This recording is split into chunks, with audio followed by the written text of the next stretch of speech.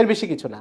তো এই যে দ্বীনের জায়গায় এসে যেই লোক দ্বীনের বিপরীত অবস্থান নিয়েছে, দ্বীনকে কটাক্ষ করছে, তার সাথে আমি মানসিক দূরত্ব এবং আত্মিক দূরত্ব অনুভব করছি না, এটা আমার ইমানি একটা দুর্বলতা আমরা বলতে পারি।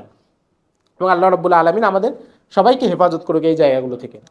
তো উম্মে হাবিবা রাদিয়াল্লাহু তাআলা আনহার ঘটনা আমরা যেটা দেখলাম, যে তার বাবা এবং বিছানায় বসবে চাদরে, ঠিক আছে, নবীজির চাদর, উনি পরে ধুয়ে ফেললেও তো হতো, কিন্তু উনি কি বলছেন যে না, নবীজির চাদর আপনি বসার যোগ্য না, যেহেতু আপনার ইসলাম নাই।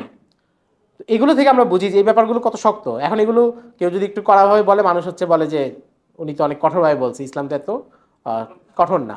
কিন্তু যদি আমরা সিরাত পড়ি এবং সিরাতে সাহাবায়ে কেরামের যে আচরণগুলো ছিল, যে নবীজির সাথে সামান্য যখন কেউ আচরণে একটু, যেমন হুদাইবিয়া সন্ধির সময় কুরাইশদের যে প্রতিনিধি এসেছিল, সে যখন নবীজির দাড়ি ধরেছিল, আরও একটা রীতি আছে কথা বলার সময় একটু দাড়িতে হাত দেয়, সে ওইভাবেই দিয়েছিল, তাচ্ছিল্যের জন্য না। কিন্তু ওমর রাদিয়াল্লাহু তাআলা তো সাথে সাথে অনুমতি চাইছেন যে ইয়া রাসূলুল্লাহ আপনি অনুমতি দেন, তার গর্দান ফেলে দেই। তো নবীজি বলছেন যে না, ঠিক আছে। তো এই যে ব্যাপারগুলো, এই ঘটনাগুলো যদি শুধু ঘটনা হিসেবে পড়ি তাহলে হচ্ছে একরকম, আর যদি ঘটনার আলোকে আমাদের যে কর্মপন্থা, আমাদের সমাজে কার সাথে আমাদের কী ধরনের আচরণ হবে, কাকে কতটুকু নৈকট্যে আনবো, কাকে কতটুকু দূরত্বে রাখবো, ওই জায়গা থেকে যদি এগুলো চিন্তা করি তাহলে হচ্ছে ঘটনাগুলো আরেক রকম আসে।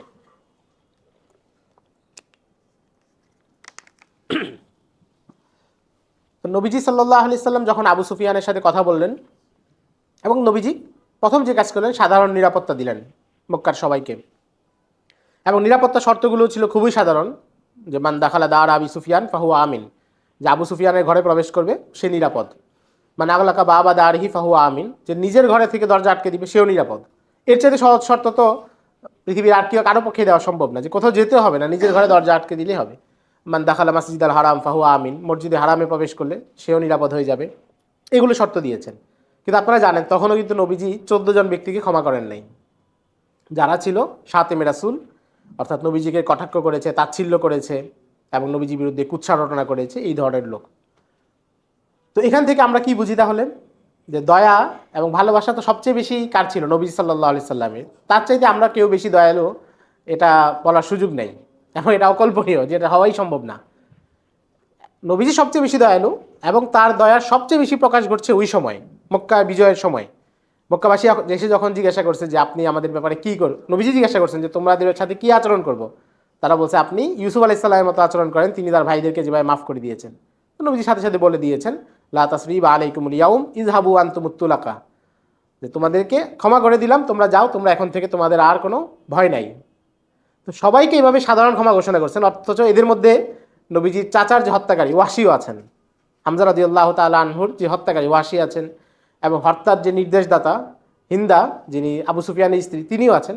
তাদেরকেও নবীজি ক্ষমা করেছেন। কিন্তু নবীজির জাতের উপরে, রিসালাতের উপরে যারা কটাক্ষ করেছে, তাচ্ছিল্য করেছে, ব্যঙ্গ বিদ্রুপ করেছে, শাতেমে রাসূল যারা, তাদের কিন্তু ক্ষমা করা হয়নি। এবং এদের মধ্যে একজন ছিল আব্দুল্লাহ ইবনে খতাল। সে নিয়মিতই ব্যঙ্গমূলক কবিতা লিখত, কাব ইবনে আশরাফের মতো। কাব ইবনে আশরাফের ঘটনা আমরা জানি, যে মুহাম্মদ ইবনে মাসলামাকে পাঠিয়ে তাকে হত্যা করা হয়েছিল। তো নবীজি মক্কায় প্রবেশ করার পর সংবাদ এলো, কেউ একজন বলল যে ইবনে খতাল মুতাআল্লাকুন বিআস্তারিল কাবা, ইবনে খতাল কাবার গিলাফ ধরে ঝুলে আছে। এক তো হচ্ছে সে মসজিদে হারামে প্রবেশ করেছে, যেখানে নিরাপত্তা পাওয়ার কথা, এরপরে হচ্ছে সে কাবার গিলাফ ধরে ঝুলে আছে, মানে একদম সর্বোচ্চ নিরাপত্তা আরও নিশ্চিত করতে যাচ্ছে। যিনি দয়ার নবী, যিনি একটু আগে পুরো মক্কাবাসীকে নিরাপত্তা দিয়েছেন একেবারে সাধারণ শর্তের বিনিময়ে, তিনি তখন কি বলছেন যে ফাকতুলুহু, তাকে সেখানেই হত্যা করো। এবং ইবনে খতলকে সেখানে হত্যা করা হয়েছে। তাহলে শাতেমে রাসূলদের ব্যাপারে নবীজি সাল্লাল্লাহু আলাইহি সাল্লামের এই যে কর্মপন্থা, একদিকে তিনি মুহাম্মদ ইবনে মাসলামাকে পাঠিয়ে গুপ্ত হত্যা করেছেন, এক প্রকার ওই অর্থেই তো বলতে পারি গোপন হত্যা করেছেন, নিয়মতান্ত্রিক কোনো সেনাবাহিনী পাঠান নাই। আবার অপর দিকে মক্কা বিজয়ের পরে অবশ্যই এদের দুই একজন পরে মাফ পেয়েছিলেন ভিন্ন কারণে, কিন্তু বেশিরভাগকে হত্যা করা হয়েছিল। এদের সাথে নবীজির যে আচরণ, সেখান থেকে আমরা তো সরাসরি এটা বুঝি যে আমাদের সমাজে যদি কেউ শাতেমে রাসূল হয়, তার সাথে আমাদের আচরণ কি হবে। একটা তো হচ্ছে যে কর্মগত আচরণ, কর্মগত যদি কারোর পক্ষে সম্ভব না হয়, কর্মগতর বাইরে যেটা থাকে, যে মানসিক অবস্থা, তার প্রতি কী হবে, এটা আমাদের মিলানোর বিষয়। এই যে সাহিত্যিকদের কথা জাকারিয়া মাসুদ ভাই লিখছেন, তাদের বেশিরভাগই তো শাতেমে রাসূল, ইসলামকে কটাক্ষ করা, নবীজিকে কটাক্ষ করা, এগুলো যাদের পেশা, তাদের প্রতি কোনো মানুষের অন্তরে, কোনো মুসলমানের অন্তরে কোনো সহানুভূতি থাকতে পারে না, এবং তাদের যেই কোনো পরিণতি হওয়ার পরে এটা নিয়ে মানসিক মুসলমানদের কোনো উদ্বেগও থাকতে পারে না। মুসলমানদের মধ্যে এত কষ্ট, মানে এটা নিয়ে কষ্ট ভোগার কিছু না। অনেকে আবার এই সময়গুলোতে আসলে তাদের দাওয়াতি চিন্তাধারা অনেক গালেব হয়ে যায়, যে যে ঘটনা ঘটে গেছে, একজন নবী যে গালি দিচ্ছে তাকে হয়তো কেউ শাস্তি দিয়েছে, তো ওনাদের তখন চিন্তা হচ্ছে যে আমাদের দাওয়াতি কাজ না করার কারণে এটা হয়েছে। সেটা তো অবশ্যই কিন্তু দাওয়াতি কাজ যখন হয় তখনও তো এগুলো ঘটে। সাহাবায়ে কেরামের দাওয়াতি কাজ কি কম ছিল? তো তার মানে হচ্ছে যে আপনি দাওয়াতি কাজ যতই করেন, একটা সমাজ কখনো শতভাগ বিশুদ্ধ হয় না, কিছু মানুষ সমস্যা করবেই। এবং এই জন্যই তো ইসলামে হুদুদ এবং কিসাসগুলো আছে। আপনি যদি ইসলামী খিলাফাও প্রতিষ্ঠা করেন এখানে, তারপরে কি কেউ বলতে পারবে যে ইসলামী খিলাফে কোনো চুরি হবে না? চুরি হবে দেখেই তো চোরের শাস্তি আছে। এবং জিনা ব্যভিচার হবে না এটা কেউ বলতে পারবে? জিনা ব্যভিচার হয় দেখেই এগুলো শাস্তি শরীয়তে রাখা আছে। তো তার মানে কেউ দাওয়াতি কাজ করলেই আর কেউ শাতেমে রাসূল হবে না, এমনটা না। এবং দাওয়াতি কাজ করাই যে শুধু শাতেমে রাসূলকে বন্ধ করার উপায়, এটাও না, বরং শাতেমে রাসূলকে দমনের উপায় নবীজি সাল্লাল্লাহু আলাইহি সাল্লামের সিরাতে আমরা যেটা পাই সেটাই। এটা হচ্ছে মূল কথা। তো এই ঘটনাগুলোকে আমরা এভাবে থেকে আমাদের পড়ার এবং বোঝার বিষয় আছে, কারণ আমাদের সমাজেও তো ইসলাম বিদ্বেষের চর্চা নানাভাবে আছে।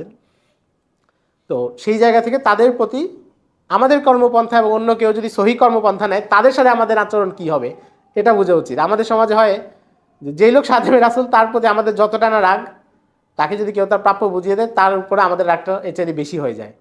এই যে বাড়াবাড়ি করে ফেললো, আমরা একটা সুন্দর কাজ করতেছিলাম, পরিবেশ নষ্ট করলো, কিন্তু পরিবেশ যে আগে থেকেই নষ্ট হয়ে আছে। বরং এই কাজগুলোর দ্বারা তাদেরকে তাদের প্রাপ্য বুঝিয়ে দেওয়ার মাধ্যমে যে পরিবেশ অনেক ভালো হয়, সেটা আমরা বাংলাদেশের গত 15 বছরের ইতিহাস থেকে বুঝতে পারি।